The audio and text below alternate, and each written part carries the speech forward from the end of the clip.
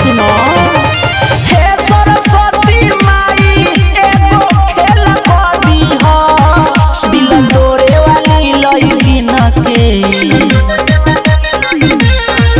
दिल तोरे वाली लइकिन के परीक्षा में फेल कर दीहा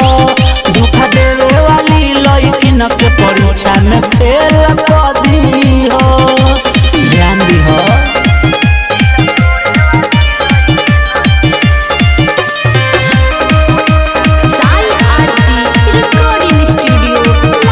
आजकल के लइकी सब भइल बारी फरजी कोई दी हो फेल माई है बाटे अरजी माई हो ध्यान दो। आजकल के लइकी सब भइल बारी फरजी कोई दी हो फेल माई है बाटे अरजी नंबर ना आवे ओकर ई झमेला को दी हो नंबर ना आवे ओकर ई झमेला को दी हो धोखा देवे वाली लइकी न के लइकिन के परीक्षा में फेल कर दीहो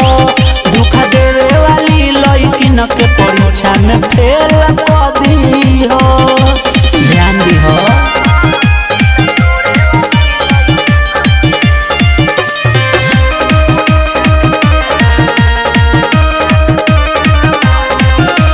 सरोज सावरिया के सुनिल पुकार हो हर साल मूर्ति धराई दुआर हो माई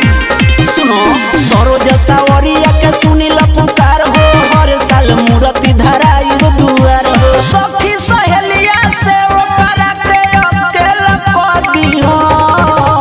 सखी सहेलिया से ओकरा के अकेला कर दीहो दिल तोरे वाली लइकिन के माई सुनो दिल तोरे वाली लइकिन के परीक्षा में फेल कर दीहो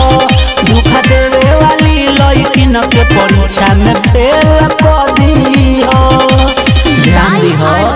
रिकॉर्डिंग स्टूडियो लालगंज वैशाली।